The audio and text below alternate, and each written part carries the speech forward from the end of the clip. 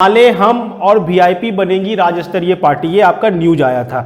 News में ऐसा लिखा हुआ था कि चुनाव में बेहतर प्रदर्शन करने के बाद इन लोगों को राज्य स्तरीय दर्जा प्राप्त होने जा रहा है बिहार में, और इसको अगर प्राप्त होता है तो इनको कुछ कुछ फायदा मिलेगा। जैसा कि पार्टी कौन कौन सी थी हमारी, AIMIM थी जो मोहम्मद ओवैसी की पार्टी थी उसे, दूसरा जो हमारा है वीआईपी पार्टी उसको, तीसरा जो हमारा है हमको भी मिलने जा रहा है, और चौथा जो है आपका वो भाकपा माले को मिलने जा रहा है। तो न्यूज बना हमारा कि जो अभी 2020 में चुनाव हुआ बिहार में, चुनाव में प्रदर्शन करने के बाद इन सभी पार्टियों को राज्य स्तरीय पार्टी का दर्जा मिलने जा रहा है। तो क्वेश्चन अब यहां से हमारा बनना शुरू हो गया। अब न्यूज को एनालिसिस करना आप शुरू करो। करेंट अफेयर पढ़े हमारे साथ हमारी अपनी पाठशाला पर। हेलो एवरीवन, जैसा कि आप सभी जानते हो कि अभी पूरा जो समय चल रहा है वो एग्जामिनेशन का समय चल रहा है। जैसा कि बहुत सारे एग्जामिनेशन का डेट आया हुआ है जो एग्ज़ाम होने वाले हैं। बिहार के स्टूडेंट्स के लिए अगर बात करें तो उनके लिए तो ये बहुत ही इम्पॉर्टेंट समय है, क्योंकि अभी जैसे आप समझोगे कि BPSC बिहार का जो आपका सिविल सर्विस एग्जामिनेशन है उसका PT का डेट आया हुआ है। वैसे ही अभी आप देखो तो BPSC मेंस का डेट आया हुआ है जिसका एग्ज़ाम तो नेक्स्ट वीक ही होने वाला है। BPSC का इंटरव्यू भी होने वाला है। वैसे ही और एग्जामिनेशन को लो तो BPSC का SI दरोगा का एग्जाम है, RRB का एग्जाम है, और इसके अलावा बहुत सारे एग्जामिनेशन है। UPSC ने भी अपना कैलेंडर जो जारी किया है उसमें भी उसने अपने PT का डेट डिक्लेयर कर दिया है। तो समय जो है हमारा ये हमारा बहुत ही प्रीसियस समय है। और अगर आप सोचो कि जितने भी एग्जामिनेशन हो, चाहे आप BPSC दो, चाहे आप JPSC दो, इवन आप UPSC दो, कोई भी एग्जाम उठा लो, हर एक एग्जाम में जो GS का पेपर रहता है उस GS के पेपर में करेंट अफेयर का जो इंपॉर्टेंस है वो सबसे ज्यादा है। ऐसे समझो कि सीधी या तो आपको करंट अफेयर से क्वेश्चन पूछेंगे या करंट अफेयर को लिंक करके उससे रिलेटेड जो टॉपिक है उससे क्वेश्चन आता है, जो कहीं ना कहीं करंट अफेयर के कारण ही वो टॉपिक इंपॉर्टेंस अपना बना लेता है। जैसे कि हम मान लो कि कोई भी न्यूज को लो तो उस न्यूज को देखोगे वो कहीं ना कहीं किसी न किसी एक टॉपिक से जुड़ा हुआ होगा। फॉर एग्जांपल वो न्यूज हो सकता है पॉलिटिक्स से जुड़ा हुआ हो सकता है वो न्यूज इकोनॉमी से जुड़ा हुआ हो सकता है वो साइंस एंड टेक्नोलॉजी से हो। तो न्यूज कहीं ना कहीं किसी एक सब्जेक्ट से होगा। आपको उस न्यूज को इस तरीके से एनालिसिस करना है कि आप उसके सब्जेक्ट तक पहुंचो, और सब्जेक्ट तक पहुंचने के बाद उस टॉपिक के आगे और पीछे के चीजों को भी आप जानो। हमारा जो चैनल है हम लोग हमेशा आप लोग को यही सिखाते हैं कि न्यूज को पढ़ते कैसे हैं। हम लोग कोई आपको क्लास नहीं देते हैं। हम लोग का जो मेन मोटो रहता है कि किसी भी न्यूज को आप एनालिसिस किस प्रकार करते हो, एनालिसिस करने का जो तरीका है वो हम आपको सिखाना चाहते हैं। अगर वो आप पढ़ने का तरीका सीख लेते हो तो फिर उसके बाद बाकी तो पढ़ाई आप खुद कर ही लोगे। तो हम लोग हमेशा चाह रहे हैं कि करंट अफेयर के टॉपिक को उठा के लाएं और उसको इस तरीके से आपके सामने रखें जिससे आपको अगर उस टॉपिक से रिलेटेड कोई भी क्वेश्चन एग्जामिनेशन में आए तो वो ना छूटे। जैसे आज का जो हमारा न्यूज रहेगा, जो हम लोग आज का न्यूज उठाए हैं वो न्यूज उठाए हैं आपके पॉलिटी से। जैसा कि आप जान रहे हो अगर बिहार के स्टूडेंट हो तो बिहार के लिए ये इंपॉर्टेंस रखता है। जैसा कि अभी UPSC का एग्जामिनेशन हुआ था PT का, तो 2019 में लोकसभा का चुनाव हुआ था। तो आप देखोगे कि PT में आपके रिप्रेजेंटेशन ऑफ पीपुल एक्ट से क्वेश्चन भी आया। क्यों क्वेश्चन आया? क्योंकि हाल ही में आपका इलेक्शन हुआ था और इलेक्शन से रिलेटेड आपके पास 2-3 चीज है। रिप्रेजेंटेशन ऑफ पीपुल्स एक्ट है, पॉलिटिकल पार्टी का रजिस्ट्रेशन किस प्रकार होता है, पॉलिटिकल पार्टी का जो दर्जा मिलता है, नेशनल पार्टी, स्टेट पार्टी, वो कैसे बनता है, जो आर्टिकल आपका कॉन्स्टिट्यूशन में है 324 से लेके 329 तक, वो सारा आपका कॉन्स्टिट्यूशन का वो डील करता है इलेक्शन को। तो कहीं ना कहीं इलेक्शन का होना आपके एग्जामिनेशन पॉइंट ऑफ व्यू से अगर देखोगे तो आपको 1 से 2 क्वेश्चन 3 क्वेश्चन आपको इससे मिलेंगे ही। और न्यूज भी आपका जो हमने लिया है वो न्यूज इसी से लिया है कि ये न्यूज आपके पेपर में भी आया था, न्यूज चैनल पर भी चला था। तो कहने का मतलब ये है कि अभी चूंकि BPSC का एग्जाम होने वाला है दिसंबर में, तो बिहार में इलेक्शन भी हुआ है, तो आपके लिए इलेक्शन जो आर्टिकल 324 से 329 है वो अब आपके लिए इंपॉर्टेंट है। तो जैसे सबसे पहला न्यूज हम देखेंगे आपको दिखेगा भी कि माले, हम और वीआईपी पार्टी को अब राज्य स्तरीय पार्टी का दर्जा मिलने जा रहा है। तो क्वेश्चन यहां से हमारा बनना शुरू हो जाता है कि राज्य स्तरीय दर्जा देता कौन है, क्या उसका क्राइटेरिया है, राज्य स्तरीय दर्जा अगर मिल जाता है तो पार्टियों को क्या फायदा है, क्यों उसे राज्य स्तरीय दर्जा चाहिए, और इसको देने के पीछे का लॉजिक क्या है। तो आपको अब मिलेगा कि न्यूज से आपको रिलेट करना चाहिए कि अब ये टॉपिक आपके कॉन्स्टिट्यूशन से रिलेटेड है, आपके पॉलिटी से रिलेटेड है, तो क्या क्या सवाल इसमें बन सकते हैं और क्या क्या आपको इसमें जानना चाहिए। तो सबसे पहले हम लोग न्यूज को पूरी तरह से पढ़ लें। तो जैसा कि न्यूज ने हमने बताया कि माले, हम और वीआईपी बनेंगी राज्य स्तरीय पार्टी, ये आपका न्यूज आया था। न्यूज को एनालिसिस करना आप शुरू करो। शुरू क्या करना है हमें कि अगर राजनीतिक पार्टी की बात करें तो राजनीतिक पार्टी किसी भी लोकतंत्र में एक इंपॉर्टेंस रोल रखता है कि जब पार्टी ही नहीं होगी तो लोकतंत्र का अस्तित्व होगा ही नहीं। यानी अगर लोकतंत्र को आप देखते हैं कि चाहते हो कि आपके देश में लोकतंत्र रहे तो आप में उस लोकतंत्र के लिए राजनीतिक पार्टियों का होना आवश्यक है। जब राजनीतिक पार्टी होंगी तो अब राजनीतिक पार्टी को लेके हमारे कॉन्स्टिट्यूशन में क्या क्या प्रोविजंस हैं ये आपको जानना चाहिए। तो जानोगे कैसे, 324 से लेकर 329 तक जो आपका आर्टिकल दिया हुआ है कॉन्स्टिट्यूशन में, 324 से 329 तक ये डील करता है इलेक्शन को। ध्यान से समझते जाओ, एक एक फैक्ट को इस सेशन में आपको बताया जा रहा है, एक एक फैक्ट को। तो फैक्ट को नोट करते चले जाओ। यहां पे कोई टाइम पास नहीं हो रहा है, कोई रॉक एंड रोल गाना नहीं हो रहा है कि आप केवल सुन रहे हो। एक नोटबुक लेके आप बैठो और फैक्ट्स को नोट करो, क्योंकि आपको एग्जाम देना है। आपके पास इतना समय नहीं रहेगा कि आप फैक्ट्स को ढूंढो। यहां सभी प्रकार के फैक्ट, सभी प्रकार के जो टॉपिक पॉइंट निकलेंगे वो आपको बताते चले जा रहे हैं। जैसे आपको 324 से 329 इतना तो आपको याद हो जाएगा यहीं पर कि कॉन्स्टिट्यूशन में ये वाले जो आर्टिकल्स हैं वो इलेक्शन रिलेटेड हैं। तो फैक्ट्स को नोट करते चले जाओ, ये बहुत जरूरी रहेगा आपके एग्जामिनेशन पॉइंट ऑफ व्यू से, चाहे आप पीटी दो चाहे आप मेंस दो। इवन इंटरव्यू में आपसे क्वेश्चन ये एराइज किया जाता है, क्योंकि इलेक्शन हुआ है तो क्वेश्चन तो आपका इससे बनेगा ही बनेगा। तो आर्टिकल 324 से 329 तक इलेक्शन को डील किया है, ये हमारा कॉन्स्टिट्यूशन ने डील किया है। अब है कि कॉन्स्टिट्यूशन ने केवल जो उसमें लिखा है 324 में कि इलेक्शन कमीशन ऑफ इंडिया, जो निर्वाचन आयोग है, वो रिस्पॉन्सिबल होगा भारत में इलेक्शन को कराने के लिए, उसे कराने के लिए वो रिस्पॉन्सिबल है। Then Election Commission of India is asking कि हम कैसे कराएंगे, हमें कराने के लिए प्रोविजंस क्या होगा, हमारा रोल क्या होगा, हम किस प्रकार इसे आगे ले जाएंगे। तो उसके लिए वहां पर दो प्रकार के एक्ट पारित किए गए। एक आपका कहलाया रिप्रेजेंटेशन ऑफ पीपुल एक्ट 1950 और दूसरा रिप्रेजेंटेशन ऑफ पीपुल एक्ट 1951। ध्यान से समझना, जब हम लोग आरपी एक्ट को देखेंगे तो आपको इसमें डिटेल में समझाएंगे। ये दो एक्ट यहां पर है, 1950 और आरपी एक्ट 1951।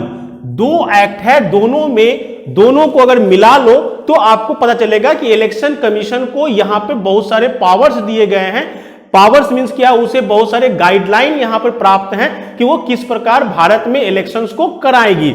तो अगर हम अभी अपने टॉपिक पर रहते हैं, जब हम लोग आरपी एक्ट को देखेंगे तो हम इसको पूरी तरह से डील भी करेंगे और ये आरपी एक्ट इस बार के एग्जामिनेशन के लिए इंपॉर्टेंस भी रखेगा। तो आरपी एक्ट 1951 में ये प्रोविजन दिया हुआ है, registration of political party governed by the provision of section 29A। ये याद रखना है आपको कि आरपी एक्ट 1951 का सेक्शन 29A जो है वो ईसीआई को एम्पावर्ड करता है, ईसीआई को पावर देता है कि वो पॉलिटिकल पार्टी का रजिस्ट्रेशन करे। यानी पहला था हमारा, यहां से ये क्लियर हो गया। अब दूसरा इसका पक्ष देखो, अगर मान लो कि कहते हैं कि पॉलिटिकल पार्टी को रजिस्ट्रेशन करने के लिए जो सेक्शन है वो 29A आरपी एक्ट 1951 का है, तो क्या ये मैंडेटरी है कि सभी पॉलिटिकल पार्टी को रजिस्ट्रेशन कराना पड़ेगा? यहां से क्वेश्चन बनाओ अपने मन में कि क्या जितनी भी पार्टियां चुनाव लड़ रही हैं, क्या उसे इलेक्शन कमीशन के इस एक्ट के अंतर्गत रजिस्ट्रेशन कराना कंपलसरी है, मैंडेटरी है?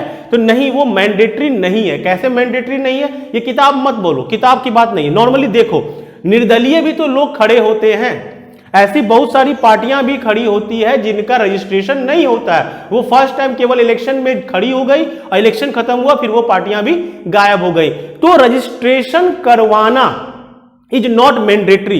ये पॉलिटिकल पार्टी का अपना चॉइस है कि वो रजिस्ट्रेशन करवाती है कि नहीं करवाती है। तो ध्यान से समझना इस चीज को। तो रजिस्ट्रेशन करवाना अगर मैंडेटरी नहीं है तो मान लो, इसको लिंक करते हैं हम लोग अपने पॉलिटी से, तो मान लो कि कोई व्यक्ति है जो बोलता है कि हम जा रहे हैं पॉलिटिकल पार्टी बनाने के लिए, या हम अपना पॉलिटिकल पार्टी बनाकर हम चुनाव लड़ेंगे, और सर्टेन सेकंड व्यक्ति उसको रोकता है कि नहीं, आप पॉलिटिकल पार्टी नहीं बना सकते हो। तो बताओ कॉन्स्टिट्यूशन का कौन सा है ऐसा आर्टिकल, या कॉन्स्टिट्यूशन में ऐसा कहां लिखा हुआ है कि आप उसे रोक नहीं सकते हैं।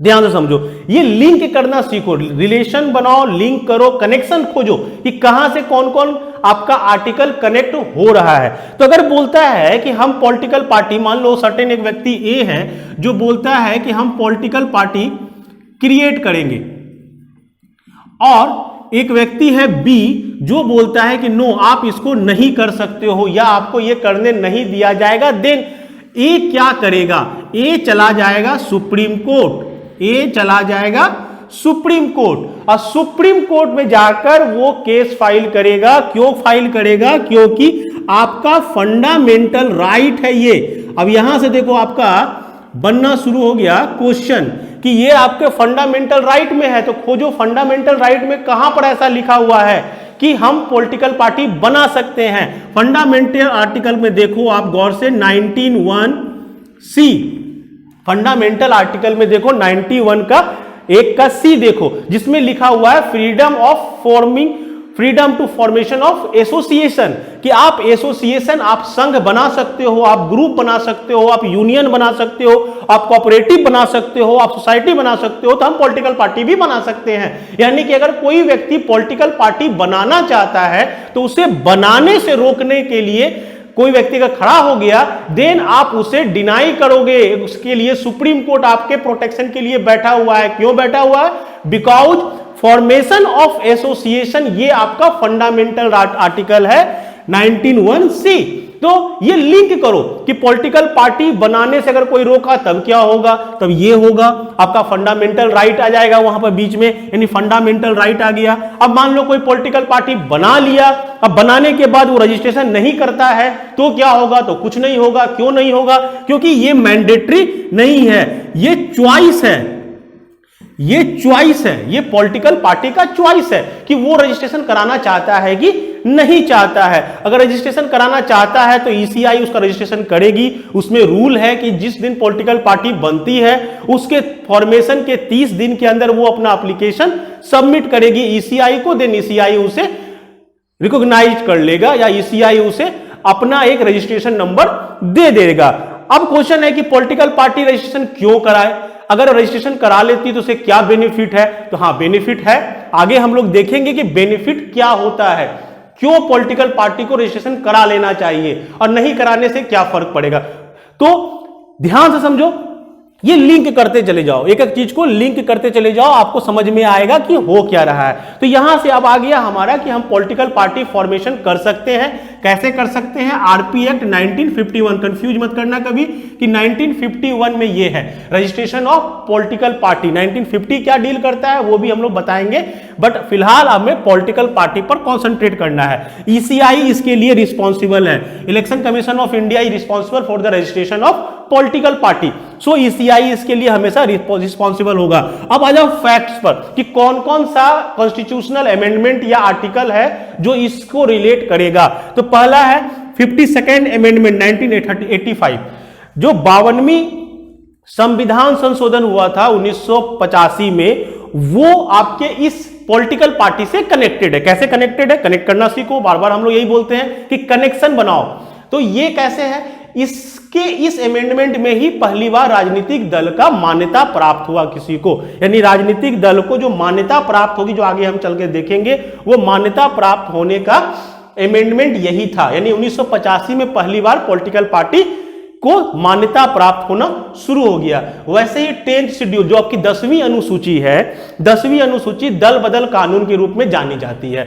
तो जो 10वां अनुसूची शामिल किया गया वो भी आपके पॉलिटिकल पार्टी से ही रिलेटेड है। कैसे रिलेटेड है? क्योंकि इस अनुसूची में बताया गया कि दल बदल, अगर मान लो कि कोई पार्टी चुनाव लड़ती है और चुनाव खत्म होने के बाद उस पार्टी से कुछ पार्ट, मान लो 2 या 3 लोग जो हैं वो दूसरी पार्टी में कूदकर चले गए, तो उसे रोकने के लिए, क्योंकि आप जब चुनाव लड़े तो आप सर्टेन एक बैनर के अंतर्गत लड़े, आप पब्लिक को बताए कि हम फलाना बैनर के अंदर चुनाव लड़ रहे हैं, आप हमें वोट दें। और जब चुनाव खत्म होता है, वो व्यक्ति जीत जाता है और जीतने के बाद वो बोलता है कि नहीं अब हम इस बैनर से नहीं, हम उस बैनर में हैं, तो ये एक तरीके से पब्लिक के साथ धोखा है।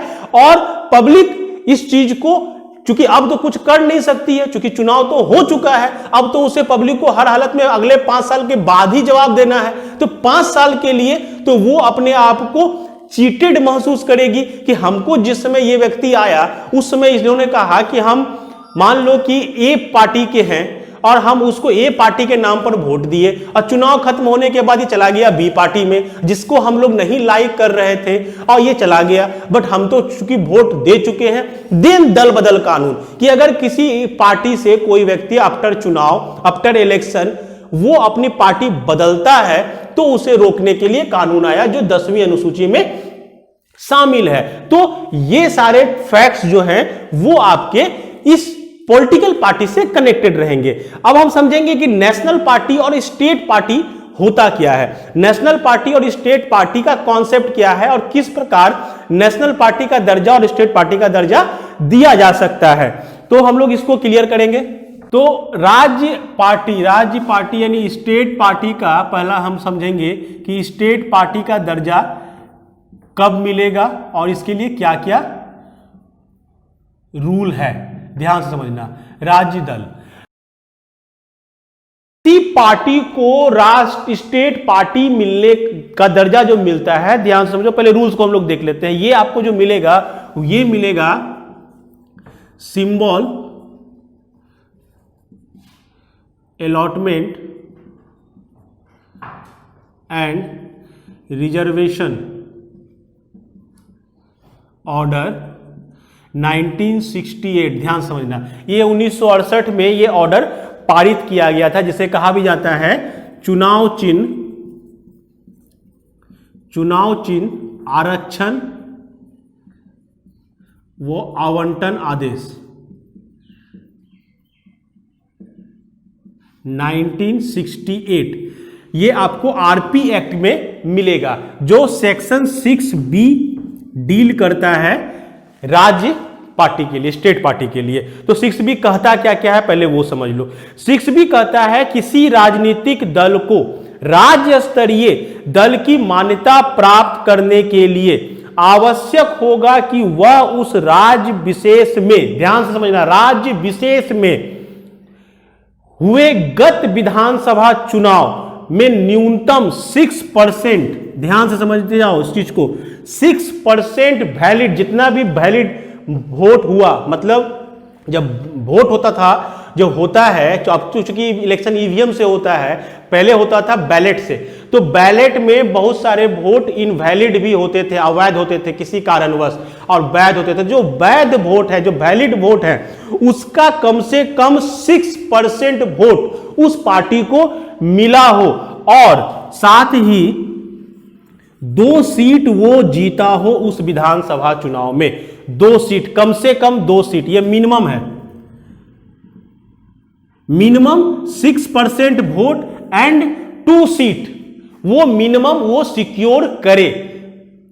किसमें? लास्ट चुनाव में। जो जैसे भी मान लो कि अभी जो न्यूज हमने दिया तो क्या हुआ, 2020 में चुनाव हुआ है, अब मांग रहा है माले भकपा या हम पार्टी या वीआईपी पार्टी के द्वारा स्टेट पार्टी का दर्जा मांगा जा रहा है। क्यों मांगा जा रहा है? क्योंकि अभी जो जस्ट चुनाव हुआ है उसमें उनका जो प्रदर्शन है वो इससे बेटर है, यानी कि वो 2 सीट से ज्यादा वो लाए हैं और वोटिंग का जो परसेंटेज है वैलिड वोट का वो 6% ओवरऑल वो सिक्योर किए हैं। तो ये इंपॉर्टेंट रहेगा, ध्यान से इसको समझना कि लास्ट जो गत विधानसभा है ये इंपॉर्टेंट है। क्यों इंपॉर्टेंट है समझो, कि किसी पार्टी को अगर राज्य स्तरीय पार्टी या मान लो नेशनल पार्टी का दर्जा मिलता है तो ये कोई उसका इंटाइटलमेंट नहीं है कि वो उसके साथ हमेशा जुड़ा रहेगा, वो उसको हर इलेक्शन में इस परफॉर्मेंस को देना पड़ेगा। अगर वो इस परफॉर्मेंस को परफॉर्म करने में फेल हो जाता है तो उससे वो दर्जा छीन भी लिया जाएगा। तो ये इंपॉर्टेंट है, पढ़ते समय ये ध्यान देना जो लिखा हुआ है कि गत विधानसभा में, यानी लास्ट जो इलेक्शन उसके यहां हुआ होगा असेंबली का, उस असेंबली के इलेक्शन में आपको लास्ट इलेक्शन के रिजल्ट के आधार पर ही आपको दर्जा मिलेगा, और अगर वो अगले इलेक्शन में आप उसको बरकरार नहीं रख पाए तो वो दर्जा आपसे छीन लिया जाएगा, वो आपको उस दर्जे से रिमूव कर दिया जाएगा। ये इंपॉर्टेंट रहेगा। तो एक कंडीशन तो ये हुआ। पहला कंडीशन क्या हो गया कि आपको मिनिमम 6% वैलिड वोट और कम से कम 2 सीट वहां पर सिक्योर करना पड़ेगा उस राज्य में, जिस राज्य के में आपको दर्जा चाहिए। दूसरा जो इसमें कंडीशन ध्यान देना और में है, ये करो, अथवा 2 नंबर जो है आपका वो बोलता है कि गत लोकसभा चुनाव में न्यूनतम 6% वैलिड मत आपको मिलनी चाहिए और राज्य की न्यूनतम 1 लोकसभा सीट आप जीते हो। यानी कि वोट के परसेंटेज को तो वही रखा गया है, बट जो सीट है वो 1 सीट चाहिए, किसमें? लोकसभा में। ध्यान देना, ये था आपका विधानसभा में। तो कहता है कि जैसे अभी बिहार को लेकर समझेंगे तो क्या समझेंगे, 19 में चुनाव हुआ था लोकसभा का, तो वैसी पार्टियां जो लोकसभा चुनाव में मिनिमम 6% वैलिड वोट और कम से कम 1 लोकसभा सीट जीती हो तो उसे उस स्टेट में स्टेट पार्टी का दर्जा प्राप्त होगा। 2 कंडीशन हुआ। तीसरा कंडीशन समझते हैं। तो तीसरा कंडीशन जो है वो बोलता है गत विधानसभा आम चुनाव में राज्य विधानसभा की न्यूनतम 3% सीट, ध्यान से समझो, और अथवा 3 सीटों में जो ज्यादा हो। मतलब क्या हुआ कि अब की बोल रहा है कि 3% सीट ऑफ टोटल, जैसे बिहार को लो तो 245 है तो 245 का 3% सीट आपको कम से कम मिलना चाहिए। उसी तरह ये हुआ। फिर और में है आपके पास कि अगर लास्ट इलेक्शन लोकसभा के इलेक्शन में प्रत्येक 25 सदस्य, जैसे मान लो बिहार में 40 सीट है टोटल लोकसभा का, तो 25 पर 1 यानी 25 सीट पर 1 जो सीट हो वो आप उस राज्य में जीते हो, तो इतना अगर आप कोई जीत रहे हो सीट तो भी आपको राज्य स्तरीय पार्टी का दर्जा मिलेगा। फिर 5वां कंडीशन आता है, फिर और में ही है कि गत लोकसभा अथवा विधानसभा आम चुनाव में न्यूनतम 8% वैलिड वोट और आपको इतना आना चाहिए। तो ध्यान से समझो, ये हमारे इतने सारे कंडीशंस हैं, जिस कंडीशन को भी अगर फॉलो कर लिया गया किसी राजनीतिक दल के द्वारा तो उसे स्टेट पार्टी का दर्जा मिल जाएगा। मिलने के बाद क्या होगा, क्या फायदा है, वो भी हम लोग देखेंगे। बट दिमाग में 2 बात इससे याद रखो, ये डेटा को फिलहाल जो करना है आप करो, बट याद रखो कॉन्सेप्ट को। 2 कॉन्सेप्ट यहां पर इंपॉर्टेंट रहेंगे। पहला कॉन्सेप्ट जो है वो है कि आपका परफॉर्मेंस देखा जाएगा लास्ट इलेक्शन में, कि जो लास्ट लेटेस्ट आपके यहां इलेक्शन हुआ उस इलेक्शन के बेसिस पर, यानी लास्ट इलेक्शन का जो परफॉर्मेंस है वो इंपॉर्टेंस है। और दूसरा, अगर स्टेट पार्टी का दर्जा मिलता है तो आप उस स्टेट के लिए स्टेट पार्टी हो, आप केवल उसी स्टेट से। मान लो कि शिवसेना का एग्जांपल ले तो शिवसेना को महाराष्ट्र में स्टेट पार्टी का दर्जा प्राप्त है, बट अगर वो बिहार में चुनाव लड़ने आते हैं तो यहां पे उन्हें स्टेट पार्टी का दर्जा नहीं मिलेगा, या स्टेट पार्टी का जो उन्हें प्रेफरेंस मिलना चाहिए वो उनको बिहार में नहीं मिलेगा। वो स्टेट पार्टी रिकॉग्नाइज्ड है केवल महाराष्ट्र के लिए। वैसे ही अगर मान लो कि जदयू की बात करें, जनता दल यूनाइटेड की, तो वो बिहार के लिए स्टेट पार्टी है, ना कि महाराष्ट्र के लिए। अगर वो महाराष्ट्र में चुनाव लड़ने जाते हैं तो वो नॉर्मल एक राजनीतिक दल के रूप में चुनाव लड़ेंगे, वहां के स्टेट पार्टी के रूप में वो चुनाव नहीं लड़ेंगे। तो 2 चीज इंपॉर्टेंट रहेगा इस पूरे कॉन्सेप्ट में, कि लास्ट इलेक्शन का परफॉर्मेंस और दूसरा उस स्टेट में ही आपको स्टेट पार्टी का दर्जा मिला है। नेक्स्ट हम लोग समझ लेते हैं अब नेशनल पार्टी को। नेशनल पार्टी के अगर कॉन्सेप्ट को समझे, राष्ट्रीय दल का, तो इसी प्रकार के नियम जो थे, जो आपको दिया गया था चुनाव चिन्ह आवंटन और आरक्षण आदेश 1968 में, तो 6B में था स्टेट पार्टी और 6A में था स्टेट पार्टी और 6B में जो है वो आपको दिया हुआ है नेशनल पार्टी।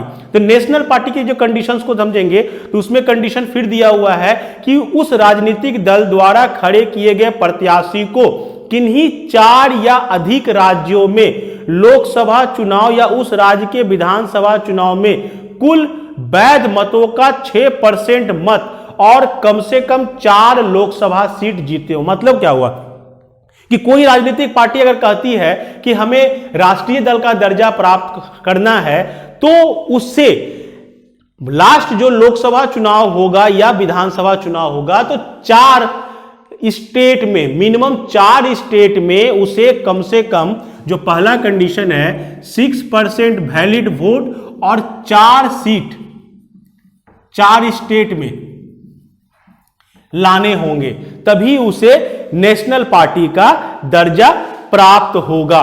दूसरा, अगर उस दल को लोकसभा की कुल सदस्यों की संख्या की कम से कम 2% सीटें प्राप्त हो। ध्यान से समझना, जैसे मान लो 545 हमारा लोकसभा का सीट है तो 545 का कम से कम 2% सीट उसे प्राप्त हो। और वो जो 2% सीट है, ध्यान से समझो, जो 2% 545 जो सेकेंड कंडीशन फिर से और में है, 545 का अगर 2% निकालें, ये जो है इतनी सीटें उसे प्राप्त होनी चाहिए। और ये सीटें जो हैं 3 स्टेट को मिलाकर उसे मतलब एक ही स्टेट में, मान लो कि 545 का 2% अगर हम निकाल लिए और वो एक ही स्टेट, मान लो वो हरियाणा से ही उतनी सीटें ले आए, तो उसे राष्ट्रीय दल का दर्जा नहीं मिलेगा। उसे कम से कम 3 स्टेट को मिलाकर उतनी सीटें लानी होंगी। और अगर वो उतनी सीटें वो लाता है, देन वो से वो नेशनल पार्टी का दर्जा मिलेगा। और थर्ड कंडीशन है वो है कि वो राजनीतिक दल जो भी हो, जो भी पॉलिटिकल पार्टी हो, वो कम से कम 4 स्टेट में स्टेट पार्टी का उसे दर्जा मिला हुआ हो। ध्यान से समझ लो, ये 3 कंडीशन आपके पास अथवा में है कि अगर लोकसभा के चुनाव में या लास्ट विधानसभा के चुनाव में, 4 स्टेट के विधानसभा के चुनाव में 6% वैलिड वोट और 4 सीट वो लाया हो, या जितनी लोकसभा की सीटें हैं उसका 2% सीट मिनिमम और वो सीटें कम से कम 3 स्टेट से प्राप्त किया हो, या 4 स्टेट में वो पॉलिटिकल पार्टी स्टेट पार्टी का दर्जा हासिल किए हुए हो, देन उस पार्टी को नेशनल पार्टी का दर्जा मिलेगा। तो ये आपके कंडीशन है। आपके एग्जामिनेशन में भी इससे क्वेश्चन कई बार आ चुके हैं। जैसे यूपी में भी क्वेश्चन आया था कि कोई राजनीतिक दल राष्ट्रीय दल के रूप में मान्यता प्राप्त कर सकता है अगर, तो क्वेश्चन आपको इससे हमेशा एग्जामिनेशन में मिलते रहते हैं। तो आपके लिए ये कॉन्सेप्ट एकदम क्लियर रखना चाहिए कि नेशनल पार्टी कौन होगा और स्टेट पार्टी कौन सा होगा, उसके लिए क्या क्या कंडीशंस हैं। अब आते हैं हम लोग कंडीशंस के बाद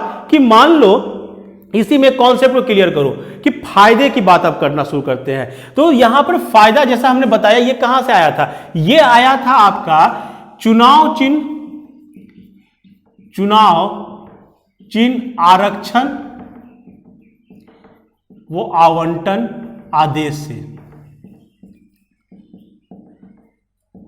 तो जैसा कि आदेश में ही है कि चुनाव चिन्ह का आरक्षण, यानी कि अगर पॉलिटिकल पार्टी को स्टेट पार्टी या नेशनल पार्टी का दर्जा मिलता है तो फायदा नंबर 1 यहीं पर है कि उसका जो चुनाव चिन्ह होगा वो जो होगा वो रिजर्व हो जाएगा। मींस क्या हुआ कि जो आपका सिंबल है वो 2 प्रकार का है, एक रिजर्व सिंबल है और एक फ्री सिंबल है। 2 तरह के चुनाव चिन्ह हैं।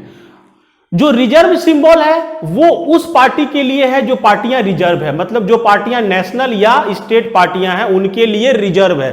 और फ्री सिंबल किसके लिए है? कोई भी इंडिविजुअल, निर्दलीय या बिना रिकॉग्नाइज्ड पार्टी, जो रिकॉग्नाइज्ड नहीं है, जो रजिस्ट्रेशन नहीं कराई है, उनको होगा।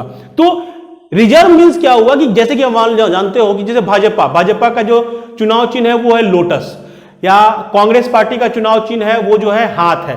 तो ये चुनाव चिन्ह भाजपा या कांग्रेस के लिए रिजर्व हो गई। अब ये चुनाव चिन्ह किसी और पार्टी को नहीं मिल सकता है। मींस अगर आप नेशनल पार्टी बन गए हो तो आपका जो चुनाव चिन्ह है वो आपके लिए रिजर्व है। आप थ्रू आउट पूरे इंडिया में कहीं भी चुनाव लड़ोगे तो आपको वही चुनाव चिन्ह यूज करने की आजादी रहेगी और वो चुनाव चिन्ह कोई दूसरा पार्टी नहीं ले सकता है। सेम बात कहेंगे हम स्टेट पार्टी के लिए भी कि अगर मान लो कि आप स्टेट पार्टी हो तो ध्यान से दिमाग में बैठा लेना कि स्टेट पार्टी जब भी आप होगे तो आप किसी स्टेट में होगे, तो उस स्टेट के लिए आपको जो चुनाव चिन्ह मिलेगा वो आपके लिए रिजर्व रहेगा। वो चुनाव चिन्ह दूसरे किसी पार्टी को अवेलेबल नहीं कराया जाएगा, तो रिजर्व होगा और फ्री होगा। एग्जाम्पल में ऐसे समझो, स्टेट पार्टी में ही कंफ्यूजन होना शुरू होता है। जैसे मान लो कि स्टेट, जैसे भी हाल में जो 2020 में चुनाव हुआ बिहार में, तो जदयू का जो सिंबल है वो है तीर। वैसे ही अगर बात करो शिवसेना, शिवसेना महाराष्ट्र की एक स्टेट पार्टी है, तो शिवसेना का जो सिंबल है वो तीर और धनुष दोनों है। वैसे ही अगर हम बात करते हैं झारखंड मुक्ति मोर्चा का, झारखंड मुक्ति मोर्चा झारखंड के लिए स्टेट पार्टी है, जहां के लिए उसका सिंबल धनुष और तीर है, वो झारखंड के लिए रिजर्व है। अब समझो कि मान लो कि बिहार में चुनाव होता है, और बिहार में चुनाव होता है और शिवसेना और झारखंड मुक्ति मोर्चा वो भी आती है बिहार में चुनाव लड़ने के लिए, तो झारखंड मुक्ति मोर्चा का भी जो सिंबल है वो तीर धनुष है, शिवसेना का भी जो सिंबल है वो तीर धनुष है। अब वो बिहार में चुनाव लड़ रही है, तो बिहार में जब चुनाव लड़ेगी तो तीर धनुष का जो सिंबल है वो किसे दिया जाएगा, शिवसेना को या झारखंड मुक्ति मोर्चा को। यहां से शुरू होता है क्वेश्चन आपका। तो समझो बात को, एकदम बेसिक से जो शुरू करें, अभी हम जो समझे थे हम लोग, स्टेट पार्टी आप उस स्टेट के लिए बनते हो, यानी कि आपका जो सिंबल है वो उस स्टेट के लिए रिजर्व है। बट आप आ गए बिहार में, जैसे झारखंड मुक्ति मोर्चा या शिवसेना की बात करें तो वो महाराष्ट्र और झारखंड के लिए रिजर्व है, बट बिहार में वो रिजर्व नहीं है। बिहार में वो आएगा कैटेगरी सेकेंड फ्री वाले में। तो यहां पे उन दोनों को किसी को ये सिंबल नहीं मिलेगा। यहां पे ये सिंबल हो सकता है किसी थर्ड पर्सन को भी मिल जाए, बिकॉज धनुष और तीर का जो सिंबल है वो बिहार में फ्री सिंबल रहेगा। तो स्टेट पार्टी आप उस स्टेट के लिए हैं, उस स्टेट में आपके लिए वो सिंबल रिजर्व रहेगा। तो यहां पर दिमाग में, जैसे वैसे एग्जांपल लो, बसपा को लो, बसपा का सिंबल हाथी है, यूपी के लिए बसपा एक पार्टी है। वैसे ही असम गण परिषद का भी सिंबल हाथी है, तो असम गण परिषद हाथी का प्रयोग असम में करेगी, बसपा अपने हाथी का प्रयोग यूपी में करेगी, ना कि वो आके बिहार में अपने सिंबल का उपयोग कर सकती है। इस लास्ट चुनाव में भी जदयू ने इस चीज को लेकर इलेक्शन कमीशन पर अपना एक दावा रखा था कि आप तीर धनुष शिवसेना या झारखंड मुक्ति मोर्चा को नहीं दे, क्योंकि तीर हमारा चुनाव चिन्ह है और दोनों का चुनाव चिन्ह के कारण हमारे और उसमें कंफ्यूजन क्रिएट हो सकता है। चूंकि हम इस स्टेट के लिए स्टेट पार्टी हैं तो हमारा तीर हमारे लिए रिजर्व रहेगा।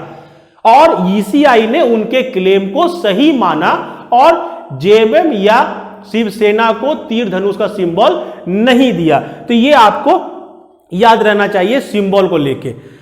अब आते हैं हम लोग फाइनली अपने फायदे में। तो एडवांटेज देखते हैं, जैसा कि शुरू में ही क्वेश्चन उठा कि पार्टियां क्यों रजिस्ट्रेशन कराए या रजिस्ट्रेशन कराने के लिए उसे क्या होगा। मान लो रजिस्ट्रेशन नहीं कराती है या कराई हुई पार्टी है, तो दोनों में कुछ तो अंतर होना चाहिए। तो रजिस्ट्रेशन कराओगे तभी ना आपको रिकॉग्निशन मिलेगा स्टेट पार्टी या नेशनल पार्टी का, तो अब रजिस्ट्रेशन कराना इंपॉर्टेंट है। तो फायदा क्या क्या है? पहला फायदा अगर बात करते हैं, पहला फायदा है फाइलिंग इन नॉमिनेशन। जब हम लोग आरपी एक्ट को डील करेंगे तो इसको डिटेल में समझेंगे भी कि नामांकन भरते समय, नामांकन जब भरने उस पार्टी के लोग जाते हैं, जो राजनीतिक दल हैं, जो स्टेट पार्टी या नेशनल पार्टी हैं, तो नामांकन भरने के समय उन्हें केवल एक प्रस्तावक, वन प्रपोजल की आवश्यकता होती है। ध्यान से समझना, प्रस्तावक की जो संख्या होगी वो एक होगी। यानी कोई पार्टी अगर राज्य स्तरीय पार्टी है या नेशनल पार्टी है और उसका कोई कैंडिडेट नॉमिनेशन भरने के लिए जाता है तो उसे एक प्रस्तावक की आवश्यकता पड़ती है, और अगर वो स्टेट या नेशनल पार्टी का नहीं है तो उसे 10 की आवश्यकता पड़ती है। तो पहला एडवांटेज जो है वो यही है कि in time of nomination, filing in nomination, उसे केवल एक प्रपोजल की आवश्यकता पड़ेगी, और अगर आप स्टेट या नेशनल पार्टी नहीं हो तो आपको कम से कम 10 की ही आवश्यकता पड़ेगी। दूसरा जो एडवांटेज है, आपको फ्री ऑफ कॉस्ट मिलेगा इलेक्टोरल रोल। इलेक्टोरल रोल जो है, जो निर्वाचक नामावली है, निर्वाचक नामावली, ये आपको फ्री मिलेगा। निर्वाचक नामावली को सिर्फ नॉर्मल बोलचाल की भाषा में कहें तो वोटर लिस्ट, वोटर लिस्ट की 2 प्रति राष्ट्रीय पार्टी और राज्य पार्टी को फ्री ऑफ कॉस्ट अवेलेबल कराई जाती है। सोच लो, अगर आपके पास वोटर लिस्ट अवेलेबल है तो आपकी स्ट्रैटेजी बनाने का जो क्षमता होगा वो आपका बदलेगा। जब जब पुनरीक्षण होगा, जब जब ईसीआई वोटर लिस्ट में चेंजेज लाएगी तो उसकी 1 प्रति आपको अवेलेबल कराई जाएगी फ्री ऑफ कॉस्ट। यानी कि आपको हमेशा फ्री ऑफ कॉस्ट ही मिलेगा वोटर लिस्ट। थर्ड जो फायदा है वो है ब्रॉडकास्ट या टेलीकास्ट। जैसा कि आप जानते हो कि आकाशवाणी या दूरदर्शन पर उन्हें अपने पार्टी के प्रचार के लिए समय मिलेगा। ध्यान से समझना कि जो वो प्रचार प्रसार करते हैं, अगर वो चाहते हैं कि हम आकाशवाणी यानी रेडियो पर या टीवी पर, दूरदर्शन पर प्रचार करें तो दूरदर्शन और आकाशवाणी उन्हें टाइम देगी, अवेलेबल कराएगी अपना प्रचार प्रसार करने के लिए। ये नॉर्मली किसी पार्टी या निर्दलीय को अवेलेबल नहीं होता है। तो आपको दूरदर्शन और आकाशवाणी पर समय अवेलेबल होगा अपना प्रचार प्रसार करने के लिए।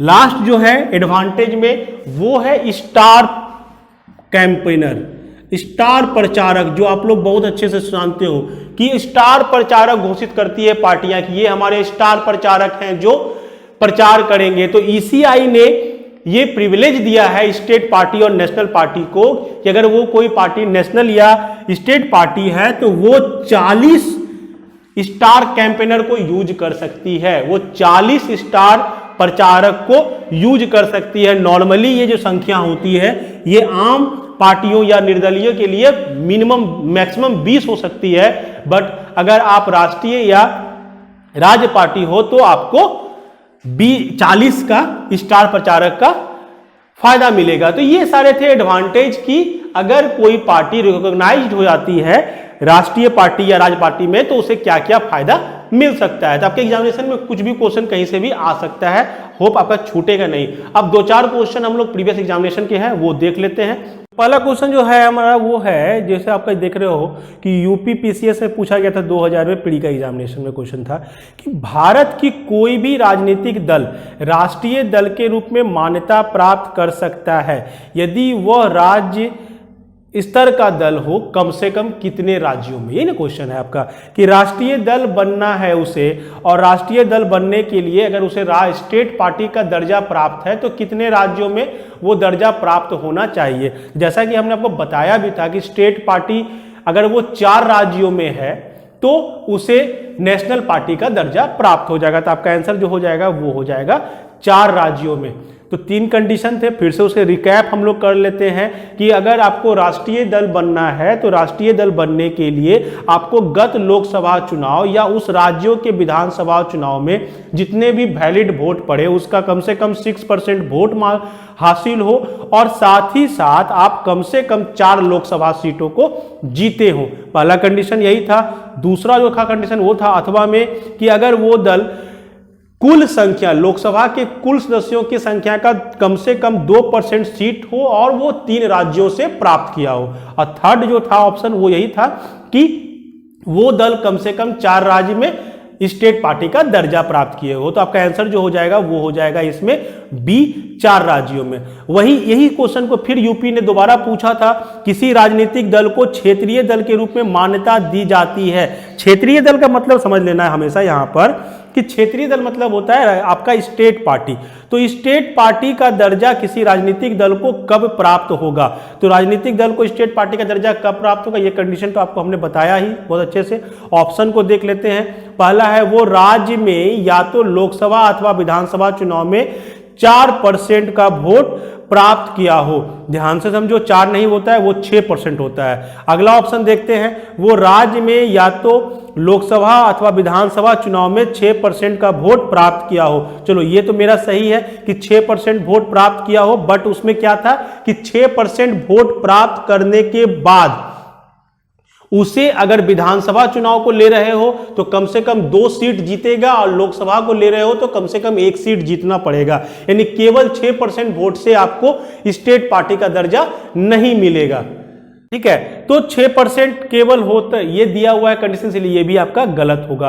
याद रखना 6% वाले में कंडीशन क्या था, 6% वोट मिले और विधानसभा में कम से कम 2 सीट, या लोकसभा ले रहे हो तो कम से कम 1 सीट उसे मिलना चाहिए। थर्ड ऑप्शन जो है वो है राज्य में या तो लोकसभा चुनाव या विधानसभा चुनाव में 8% वोट। हाँ ये सही है आपका कि आपको अगर केवल 8% वैलिड वोट प्राप्त होते हैं तो आप को स्टेट पार्टी का दर्जा प्राप्त होगा। और लास्ट जो ऑप्शन है उपयुक्त में से कोई नहीं, तो वो तो होगा नहीं, सी आपका आंसर सही है। बीपीएससी का क्वेश्चन लेते हैं। बीपीएससी में क्वेश्चन पूछा गया था आम आदमी पार्टी को लेके कि आम आदमी पार्टी क्या है, एक राज्य पार्टी, एक राष्ट्रीय पार्टी, एक क्षेत्रीय पार्टी, एक पंजीकृत पार्टी, या उपयुक्त में से कोई नहीं ऑब्लिक उपयुक्त में से एक से अधिक। तो इसका आंसर ध्यान से समझो, ये क्वेश्चन बहुत ट्विस्ट करके पूछा गया। आम आदमी पार्टी स्टेट पार्टी है, कहां पर के लिए है, दिल्ली के लिए है। तो आपसे ये नहीं पूछा जा रहा है कि आम आदमी पार्टी दिल्ली में क्या है, पूछा जा रहा है आम आदमी पार्टी क्या है। तो आम आदमी पार्टी के पास 2 ऑप्शन खुल गया। एक तो आम आदमी पार्टी रजिस्टर्ड पार्टी यानी पंजीकृत पार्टी है, अरे रजिस्ट्रेशन हुआ है तब तो वो स्टेट पार्टी बनी है। तो आम आदमी पार्टी अगर सिंपल लैंग्वेज में पूछे आम आदमी पार्टी क्या है, तो एक रजिस्टर्ड पार्टी है। दूसरा आम आदमी पार्टी स्टेट पार्टी भी है, कहां के लिए, दिल्ली के लिए। तो इसमें आपका जो आंसर होगा वो 2 आंसर सही होगा, एक होगा राज्य पार्टी और दूसरा जो होगा वो होगा पंजीकृत पार्टी। इसलिए आपका जो इसका आंसर होगा वो होगा ई, उपयुक्त में से एक से अधिक। तो आप देखोगे क्वेश्चन को किस तरीके से घुमाकर आपसे पूछा जा रहा है, ये आपके एग्जामिनेशंस के ही क्वेश्चंस हैं। तो होप आपको ये क्लास या सेशन आपको अच्छा लगा होगा। करंट अफेयर को पढ़ना कैसे है यही हम लोग को सिखाना है आपको, जो हम लोग कोशिश लगातार आपके साथ करते रह रहे हैं। क्योंकि एग्जामिनेशन नजदीक है, आपको लगातार अपने तैयारियों को और टाइम कम से कम टाइम में मैक्सिमम पढ़ना है। तो आपको ये सेशन में हमने जितने फैक्ट्स हैं, जितने उसके लिंकअप्स हैं, जितने उसके कनेक्शन हैं, सभी को बताया। होप आप नोट किए होंगे। अगर आपको ये क्लास अच्छा लगा हो तो चैनल को सब्सक्राइब करो, वीडियो को लाइक करो, शेयर करो। Thank you.